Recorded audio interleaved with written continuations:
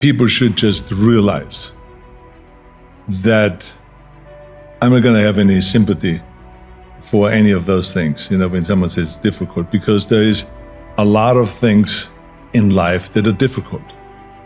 And you have to ask yourself the question right off the top, are you going to be one of those guys that are going to go and back off every time something is difficult? Or do you want to be one of those guys that says, look, it doesn't matter if it's easy or difficult or most difficult, I'm going to go and crush through it. That's me. That's the person that I want to be, and I'm going to prove it to myself, and I'm going to prove it to the rest of the world. So yeah, there are certain things that are difficult. It's difficult for people to have a routine, but they just have to go and do that, and they should just work on it, where they go and say, do something very simple. I'm going to go and get up every morning at, let's say, an hour early, before they normally get up, and just work on that. And then the next time they work on it and say, okay, I'm going to get up early, and I'm going to go and make my coffee or my tea or whatever, and I'm going to read papers, even though maybe I haven't read the paper yet in the last 10 years. Just add that to you, and don't even ask about it, should I or should I not. That's the key thing about the routine, is that you don't ask yourself, should I or shouldn't I? You just do it. In order to be complete, and that's when you really have a 100% chance at being successful. When you have a complete situation, that means that you have developed your body, meaning your health, your strength, your energy, and all of that makes you much more positive, right? Because that's when you wake up, when you feel strong and you feel fit and you ride the bicycle in the morning, the whole world looks much more bright. So the training of the body, extremely important. The training of the mind, extremely important. That's why I say to people, I say, you got to educate yourself, you got to read something every day, you got to learn a new language, you got to just always improve and look at what can you do to improve your business or your life in general. So to develop the mind, and then to develop the spiritual side and the soul, extremely important also. So if we put those three things together, we have total completion. And this is why the physical training, and I'm not talking about wanting to win Mr. Olympia, no. We're talking about just take some light weights and do your reps. Pump up the body, and get some blood in there. Then go and run. Go and run the stairs. Go and exercise. Go to a yoga class. Do some weight training. Or when you have kids, go out and play sports. Go football playing and go soccer playing and tennis playing and this, whatever you can. That is what creates kind of life in you, and therefore more enthusiasm, and you have a much more positive outlook in life. The bottom line is that you can train any time of the day. We learned that very quickly. And so I kind of continued on with the tradition. I did 2 hours of working out in the morning and then 2 hours in the evening.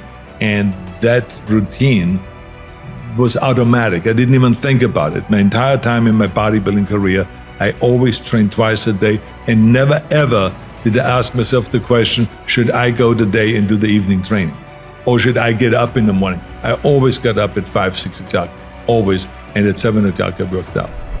The bigger your goals are, and the more outrageous they are, or especially if someone else has never done it, then the people will always say, this is crazy, this will never happen, you cannot do that, it's impossible, and all those things. And so, we have heard all the naysayers and everything like that, and you just cannot pay any attention to that, because it's just the way it is. And so I always feel like, if I can see it, and if I can believe it, then I can achieve it. I have a routine which basically means they do something where you don't have to think much, if at all. Like, I believe that routines are very important.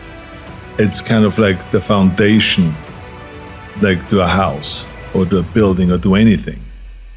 So that means, like, if I get up in the morning, part of my routine is to get up in the morning at, let's say, 5 o'clock. Then I make my coffee, I feed the animals, I go and read the paper, go through my iPad, see if there are any important messages. So that's part of the routine. I don't even think about that.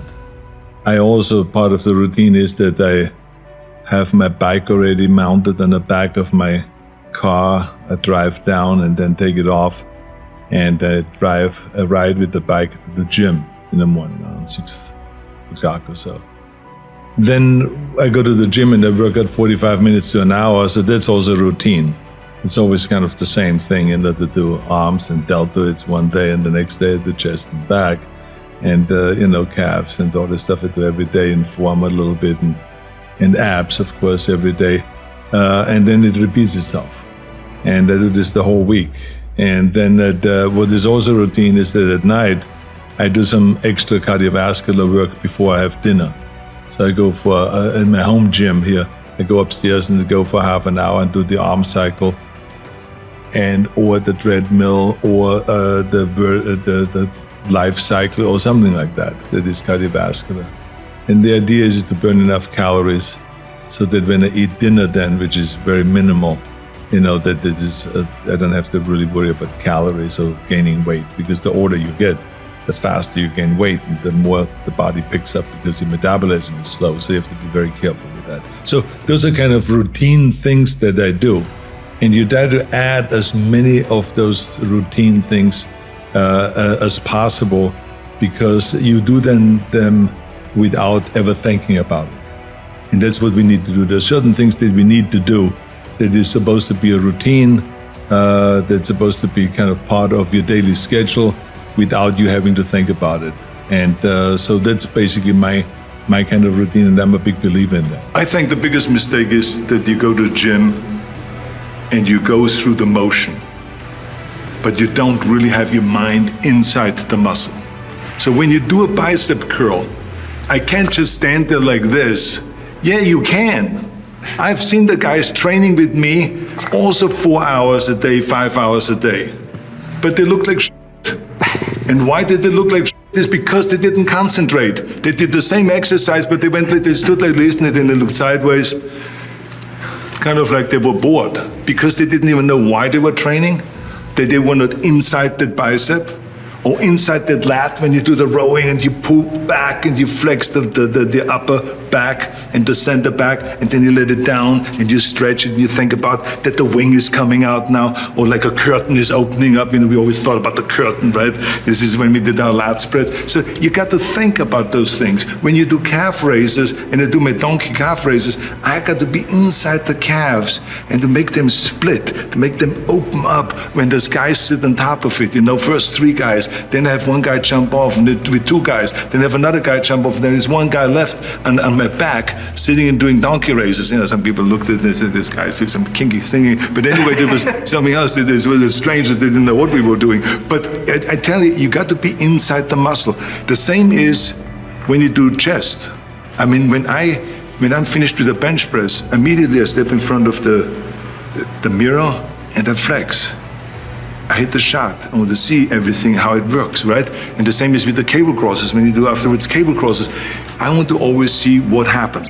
Because I was so enthusiastic about, achieving my vision and turning my vision into reality, and winning one championship after the next, there was always excitement and enthusiasm there. So when I went into the gym, I put my gym bag down and I immediately attacked the weights.